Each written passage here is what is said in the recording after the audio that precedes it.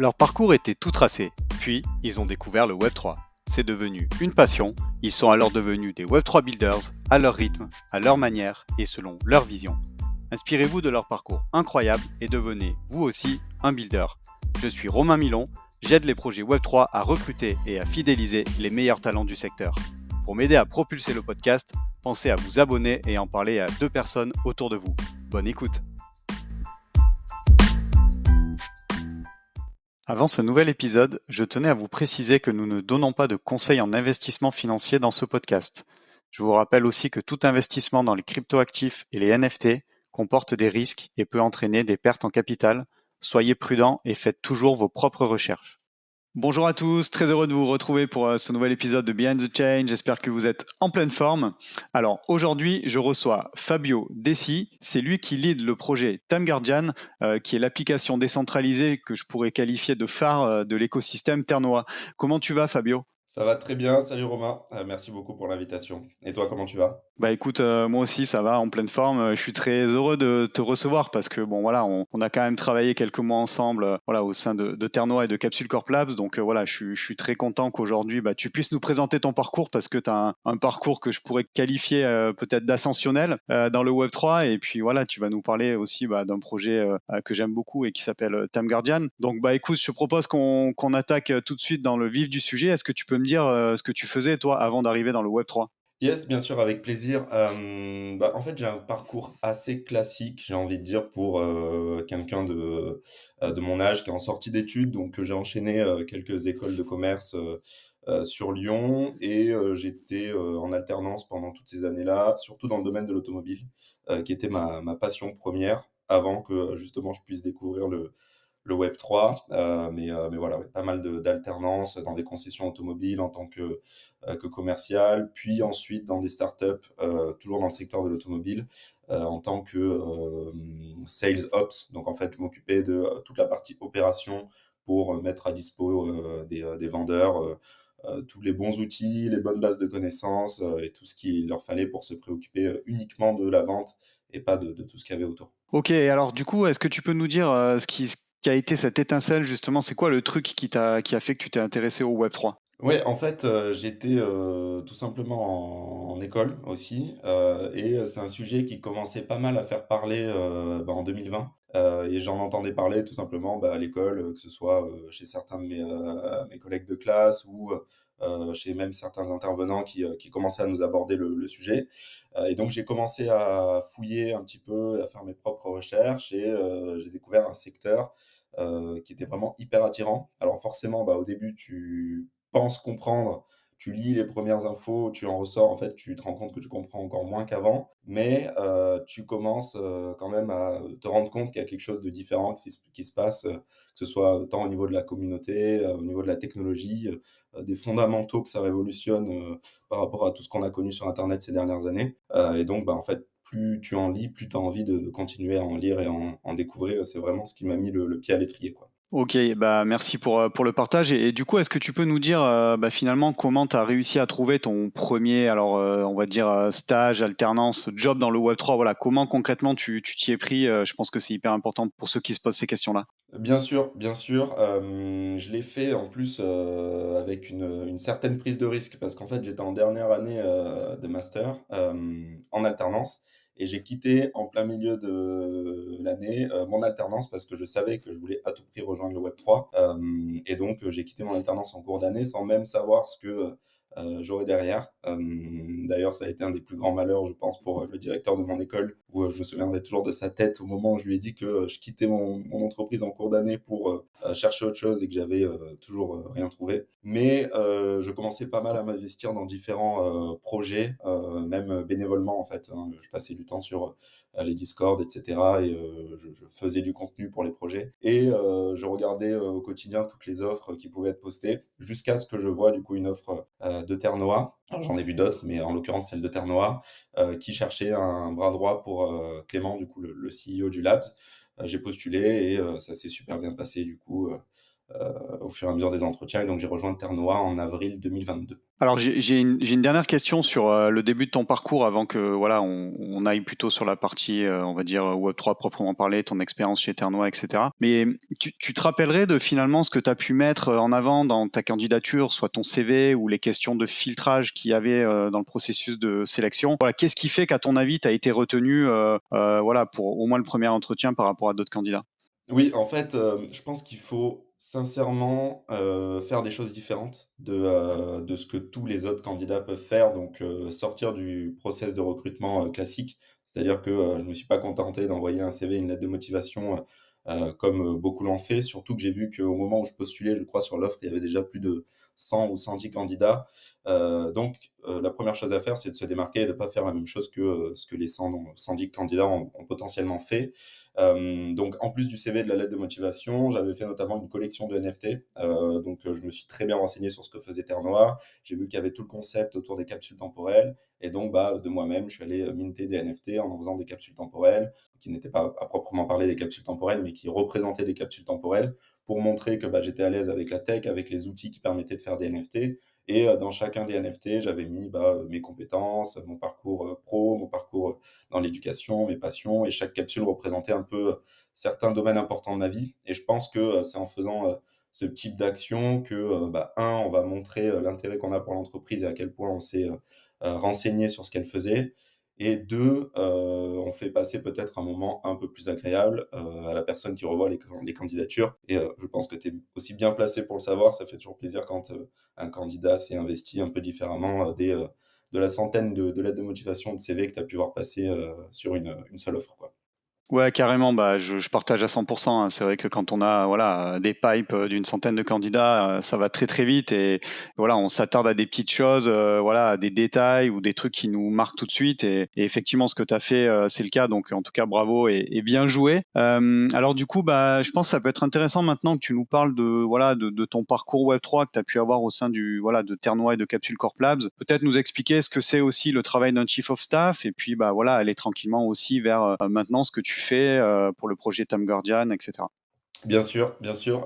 Donc j'ai rejoint Terno en tant que Chief of Staff, d'abord plus précisément en tant que bras droit de Clément qui était, et qui est toujours le CEO du Labs. Là, j'étais encore en alternance donc au début, on fait pas mal de tâches qui sont, celles du quotidien d'un CEO sur lequel on peut, l'accompagner, et lui faire gagner du temps. Donc que ce soit, préparer des présentations pour les boards d'investisseurs, que ce soit, gérer certains de ses rendez-vous auxquels il peut pas assister, gérer de l'opérationnel, centraliser quelques demandes des équipes au quotidien.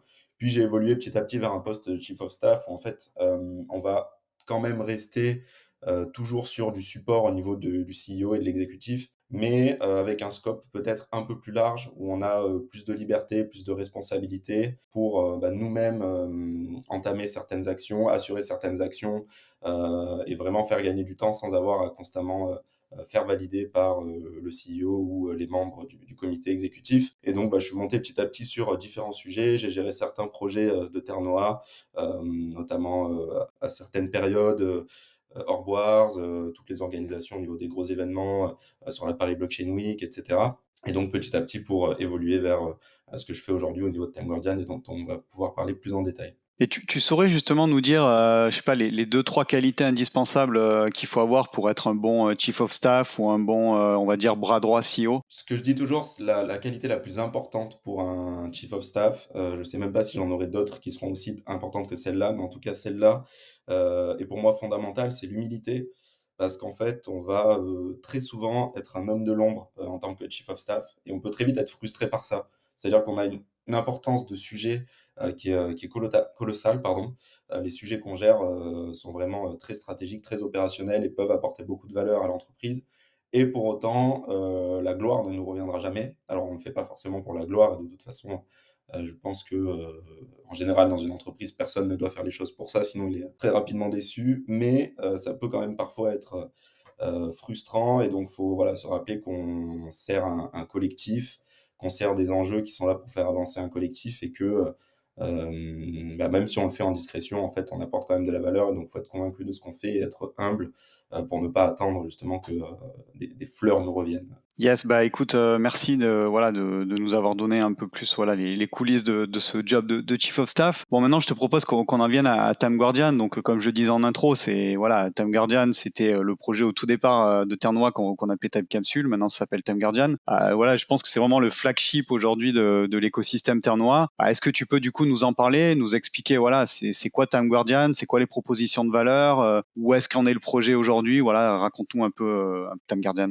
Avec grand plaisir, avec grand plaisir. Time Guardian, c'est un projet qui part en fait de la volonté, d'offrir à n'importe qui la possibilité de transmettre son patrimoine digital. Je m'explique, si on l'illustre, très simplement, aujourd'hui quand, tu vas chez, tes parents, chez tes grands-parents, dans leur grenier, tu vas pouvoir retrouver des albums photos, tu vas pouvoir retrouver des souvenirs, qui sont physiques, tu vas pouvoir, palper ces souvenirs et vraiment, te rendre compte de tout ce qu'ils ont pu construire de leur vivant. Mais si, dans, plusieurs générations, nos enfants ou nos petits-enfants vont dans notre grenier, il se peut qu'ils retrouvent pas grand-chose. Parce qu'en fait, aujourd'hui, tout ce que tu crées est, en grande partie digital. Donc que ce soit des photos, des documents, tous tes comptes, tous tes mots de passe et cetera, tout ça est stocké, d'un point de vue digital. Et il n'y a pas vraiment de solution qui existe aujourd'hui pour pouvoir anticiper cette transmission. Et donc Time Guardian, c'est une application qui va pouvoir te permettre de créer des capsules temporelles dans lesquelles tu vas pouvoir mettre tes documents, tes photos, tes vidéos, les chiffrer de manière très sécurisée et les transmettre. Et donc au niveau des propositions de valeur, on est vraiment sur ces deux axes-là. Le premier, ça va être la protection de la donnée grâce justement à la blockchain de Terre et à tous les algorithmes de chiffrement qu'on a pu créer et donc qui rendent le tout très sécurisé. Et la deuxième proposition de valeur va être la transmission de ce patrimoine digital grâce à des protocoles de transfert dont on pourra parler plus en détail juste après, mais qui globalement te permettent, en cas d'imprévu, de voir ta capsule s'envoyer seule, sans même que tu aies besoin d'intervenir, pour que tes proches puissent récupérer tout ton patrimoine digital.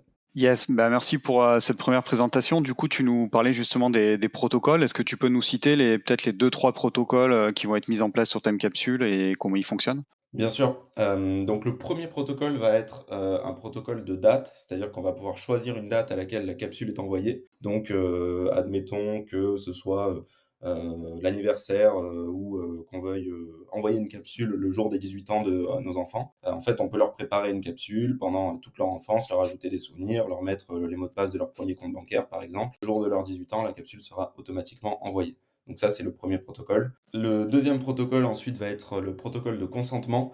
Donc celui-ci, c'est un protocole qui va nous permettre de désigner des tiers de confiance qui pourront déclencher l'envoi de la capsule à notre place en cas d'imprévu. Donc je prends un exemple d'un soldat qui partirait à l'armée, qui fait une capsule pour sa famille, qui va mettre à l'intérieur tout ce dont la famille aurait besoin si jamais il arrivait quelque chose au soldat. Donc il pourrait hériter, pareil, de ses mots de passe de compte bancaire, de ses souvenirs, d'une lettre d'amour pour sa femme. Et si le soldat sur le terrain malheureusement perd la vie, peut-être que d'un commun accord entre la famille et les généraux de ce soldat, il pourrait déclencher l'envoi de la capsule grâce au protocole de consentement. Et ça a du coup un côté très rassurant pour la famille qui sait que voilà, si malheureusement il arrivait quelque chose au soldat, il pourrait récupérer tout le patrimoine de ce soldat et continuer à vivre, ou en tout cas faciliter les démarches pour récupérer tout ce qu'il avait pu leur dédier de son vivant. Et enfin, le troisième protocole va être le protocole qui va permettre de transmettre le patrimoine automatiquement à la mort d'une personne. Donc, là, je prépare ma capsule tout au long de ma vie, j'y ajoute mes souvenirs, j'y ajoute tout mon patrimoine, mes, seed phrases de wallet, mes accès, mes mots de passe et à ma mort, c'est automatiquement transmis à la personne que j'aurais désignée, de mon vivant. Bah écoute, hyper intéressant en tout cas ces trois cas d'usage. Du coup, est-ce que tu pourrais nous donner un peu de visibilité maintenant sur la roadmap du projet? Voilà, nous dire parce qu'aujourd'hui, voilà, je sais que vous êtes déjà live, mais nous dire voilà où vous en êtes aujourd'hui et c'est quoi voilà les prochaines grosses étapes du projet. Avec plaisir, Time Guardian, c'est un projet qu'on a dévoilé à la Paris Blockchain Week, en mars. Alors bien sûr, c'est un projet dont on entend parler depuis, plusieurs années, surtout au nom de Terre-Noire et tout ce que Terre-Noire, mettait en avant dès le début. Mais, le fait de dévoiler que ça va être une application à part entière dédiée au grand public et cetera, tout ça est arrivé en mars lors de la Paris Blockchain Week et une application qui a été live, dès le mois de mai de cette année également. Et on a aujourd'hui donc environ 10 000 utilisateurs qui sont enregistrés sur l'application. Et on déploie petit à petit des codes en fait, on envoie des codes d'accès à l'application pour obtenir des capsules gratuites et commencer justement à embarquer un maximum d'utilisateurs sur l'application. Donc d'ailleurs, j'invite tout le monde à pouvoir s'enregistrer sur le site de Time Guardian pour obtenir une capsule gratuite. On est en train d'envoyer les dernières capsules. Et en termes de roadmap, donc là, l'objectif, ça va vraiment d'être le plus proche possible de ce qu'on voulait faire, c'est-à-dire une application qui soit simple d'utilisation, elle l'est déjà, qui soit très sécurisée, elle l'est déjà, et de pouvoir améliorer aussi la performance, les temps de chiffrement, et surtout onboarder un maximum d'users sur l'application pour démocratiser en fait une application qui est dédiée au grand public, qui utilise des technologies complexes et profondes, mais qui voilà, est très simple d'utilisation, très transparente. Et c'est vrai que sur l'application aujourd'hui, on n'a aucune mention des termes blockchain, crypto, etc. Parce que c'est notre objectif de faire une application grand public utilisable au quotidien et qui soit pas trop complexe. Yes, et puis ce que je trouve, voilà, ce que tu viens de dire, ce que je trouve en tout cas vraiment intéressant, c'est que, voilà, vous privilégiez, au max l'expérience utilisateur et ça se fait pas au détriment de la décentralisation parce que j'entends quand même beaucoup parler en ce moment, voilà, d'expérience utilisateur et tout, mais je trouve que très souvent, malheureusement, ça se fait au détriment de la décentralisation, ce qui est pas le cas avec Time Guardian, donc je trouve ça vraiment, vraiment cool, quoi. Alors ce que je te propose maintenant, c'est qu'on aille dans, on va dire peut-être la dernière partie du podcast qui est avec des questions un peu plus personnelles. Est-ce que tu saurais me dire, toi, finalement, ce qui te fait kiffer dans cet univers Web3 aujourd'hui? Voilà, tu gères un projet quand même vraiment, on va dire, tier one avec Time Guardian. Voilà, qu'est-ce que tu kiffes au quotidien dans ce que tu fais? Alors, beaucoup de choses, beaucoup de choses. Je pourrais, évidemment, parler d'un point fondamental qui est la tech, mais je pense que c'est un point qui a été, énormément abordé. De toute façon, je suis pas forcément un profil tech, donc je suis pas, non plus la personne la plus, qualifiée, on va dire, pour en parler. Je connais les bases, je connais, tout ce qui me permet de faire vivre le projet au quotidien, mais, j'ai pas la connaissance, de notre CTO, par exemple. Mais évidemment, la tech est vraiment très impressionnante et du coup, si je parle peut-être un peu plus d'un point de vue entrepreneur, d'un point de vue marché, je trouve que c'est un marché sur lequel il y a énormément d'opportunités. Donc, c'est un des premiers points qui est hyper intéressant en tant qu'entrepreneur, c'est qu'en fait, tout est permis. Quand j'ai découvert le Web3 au tout début, j'ai vraiment vu des choses qui étaient très différentes et c'est limite l'inverse d'un marché traditionnel, c'est-à-dire que la non prise de risque va souvent être punie sur ce marché. On voit trop souvent des projets qui sortent, qui font pas les choses assez différemment, qui le font d'un point de vue, d'une manière trop traditionnelle, trop Web 2. Alors que justement, ce qu'on attend sur ce marché et qui est hyper intéressant, c'est la prise de risque, c'est de faire des choses innovantes d'un point de vue produit, marketing, de faire du bruit et de se permettre des choses qu'on n'aurait jamais pu se permettre dans un marché plus traditionnel comme celui du Web 2. Donc ça, c'est le premier point. Et le deuxième point qui est aussi hyper agréable, c'est celui de la coopération. On est face à des sujets qui sont très souvent complexes. On a tous des solutions différentes, mais on se sent pour autant jamais seul. C'est-à-dire qu'on va peut-être pas rencontrer exactement les mêmes problèmes, mais on a toujours énormément de monde avec qui en parler. On a pas vraiment de boîtes dans le Web3 qui se tirent dans les pattes, qui se font des sales coups. Il y a énormément d'entraide, on peut discuter à tout le monde est accessible de la plus petite boîte à la plus grande des entreprises. Et voilà, c'est aussi un milieu qui est très sain et sur lequel il y a énormément de coopération, donc c'est hyper agréable au quotidien. Bah écoute, en tout cas, ça fait plaisir d'entendre des propos positifs comme ça parce qu'il y a quand même beaucoup de Web3 bashing, surtout en ce moment avec voilà le bear market qui commence à s'étendre depuis un bon moment. Donc écoute, en tout cas, voilà, merci pour cette dose d'énergie. Alors même si j'imagine Bien sûr, et forcément. excuse-moi Romain, mais j'ajoute aussi qu'effectivement il y a beaucoup de Web3 bashing. Mais ce dont on se rend compte sur Time Guardian, qui est une application qui est à la frontière entre le Web 2 et le Web 3, c'est-à-dire qu'on va adresser un public qui peut être Web 2, mais grâce à des solutions Web 3, sur ce marché-là, ce dont on se rend compte, c'est que les entreprises qui vont vouloir le plus possible nous confronter parfois pas en dénigrant la solution parce que c'est de bonne guerre, mais voilà, en voulant se comparer et en voulant peut-être avoir des propos un peu réducteurs sur notre solution, ces entreprises-là sont plus souvent des entreprises du Web 2, alors que tous les acteurs qui aujourd'hui parlent de nous, favorisent la coopération, la collaboration, etc., sont plutôt des acteurs Web 3. Donc c'est assez marrant à voir. Yes, bah écoute, merci pour la précision. Alors, même si je sais que tu vis à 500% pour Time Guardian, est-ce qu'il y a un autre projet dont tu aimerais nous parler, voilà, que tu suis précisément? Alors, je sais pas si ce sera un projet de l'écosystème ternois ou si ce sera un projet externe, mais voilà, quel autre projet te fait bien kiffer en ce moment? Bien sûr, alors je serais évidemment très tenté de parler, des nombreux projets de l'écosystème, ternois. Je vais tenter de passer, rapidement dessus pour pas non plus parler uniquement de ce qu'on fait, mais, j'invite tout le monde à aller regarder un petit peu, sur le site de Ternois tous les projets qu'ils sont en train de construire avec, notamment, des, Orb Wars, dans le gaming, des AirPen, dans, la rédaction, dans la création de d'articles et cetera et on a vraiment énormément de projets qui sont hyper intéressants. Maintenant si, je veux jouer le jeu et parler un petit peu aussi d'autres choses, de où est-ce que je prends mon inspiration, je suis vraiment un adepte des ressources, en fait, des contenus qu'on peut consommer dans le web 3. J'aime beaucoup et du coup, je conseillerais vraiment, ce que fait, Zen Academy. Donc en fait, c'est, le compte Twitter, s'appelle Zeneca, donc c'est un des, acteurs dans le web 3 qui, publie le plus, un acteur américain et ils ont une newsletter qui s'appelle du coup, Zen Daily et c'est au quotidien, en fait, toutes les plus grosses news sur le web 3, sur les NFT, les hausses sur le marché, les nouveaux projets les plus intéressants et cetera et donc plutôt que de parler d'un seul projet, voilà, je vais parler d'un projet qui, regroupe plein de ressources au quotidien qui sont hyper utiles pour, se documenter et apprendre plein de choses sur ce marché. Donc Zen Academy. Merci beaucoup pour le partage. Du coup, je t'avoue que je connaissais pas, donc j'irai diguer ça et puis on mettra bien entendu le lien dans le descriptif du podcast. On arrive déjà à la dernière question. Du coup, alors c'est pas la plus simple comme tu le sais, mais si tu devais dessiner ton Web3 idéal dans 10 ans, voilà, t'as la feuille blanche et le crayon à papier. Qu'est-ce que tu nous dessinerais de beau? Qu'est-ce que j'espérerais pour le web 3 dans 10 ans?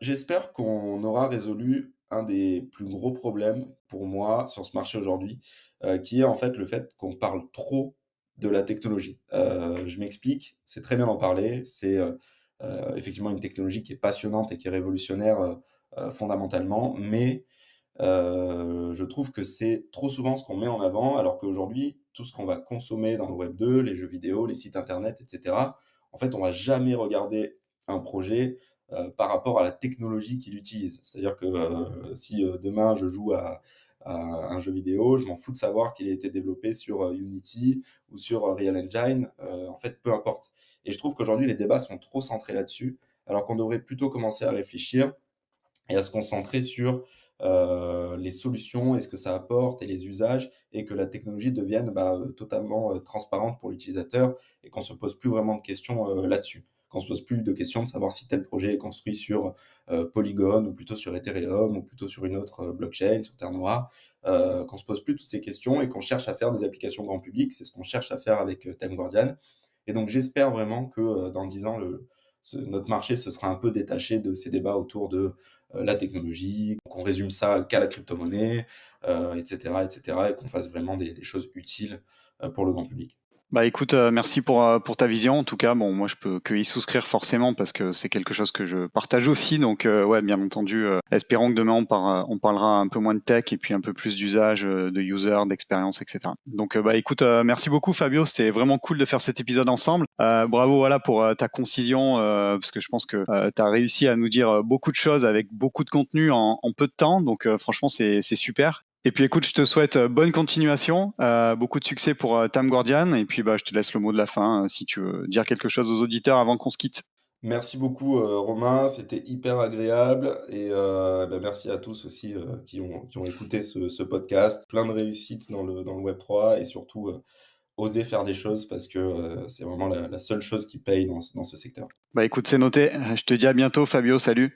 À bientôt, salut!